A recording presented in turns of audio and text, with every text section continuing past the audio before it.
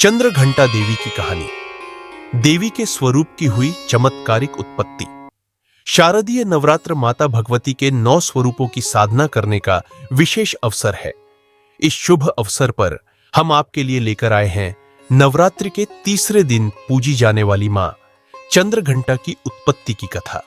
यह मां पार्वती का विवाहित स्वरूप है।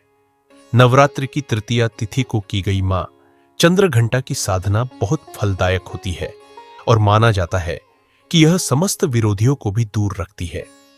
मां आदिशक्ति के तीसरे शक्ति स्वरूप को मां चंद्रघंटा के नाम से जाना जाता है तथा नवरात्रि का तीसरा दिन मां के इसी रूप को समर्पित है। देवी चंद्रघंटा के मुखमंडल से सौम्यता और शांति के भाव झलकते हैं और इनके दर्शन और पूजन मात्र से ही साधकों को सुख शांति का आशीर्वाद मिलता है। वेदों में कहा गया है कि मां चंद्रघंटा की आराधना करने से मनुष्य को अलौकिकता का आभास होता है।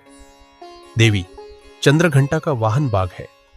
माता ने अपने मस्तक पर घंटे के आकार का अर्धचंद्र धारण किया हुआ है। माता के इस स्वरूप की 10 भुजाएं हैं।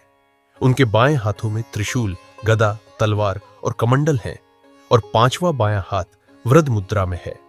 अपने 4 दाहिने हाथों में माता ने कमल, तीर, धनुष और जपमाला धारण की है और 5वां दाहिना हाथ अभय मुद्रा में है।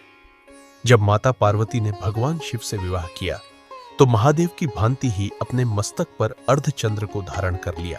यह अर्धचंद्र मंदिर के घंटे के आकार जैसा प्रतीत हो रहा था, इसीलिए माता को चंद्रघंटा के नाम से पुकारा जाने लगा।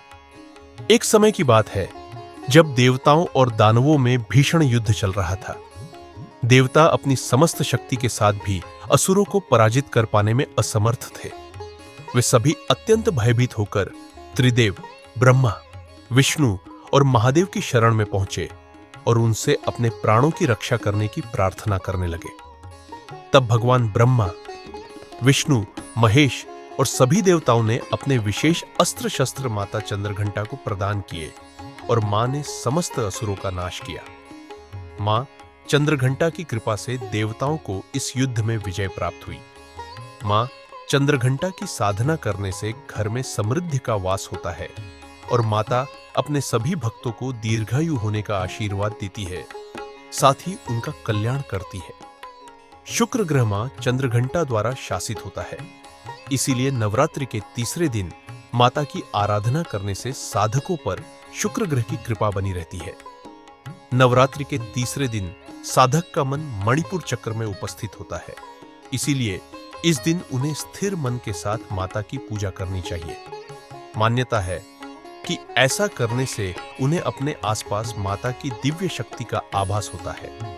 नवरात्रि की तृतीया पर विवाहिता स्त्रियों को बुलाकर उनका पूजन करना चाहिए। उन्हें भोजन में दही या हलवा खिलाकर उन्हें भेंट स्वरूप कलश और मंदिर की घंटी देनी चाहिए। मां चंद्रघंटा अपने उपासकों को निर्भय होने का आशीर्वाद देती है। साथ ही विद्यार्थियों को मां की आराधना से विशेष लाभ मिलता है। देवी चंद्रघंटा अपने साधकों की हर प्रकार से रक्षा करती है।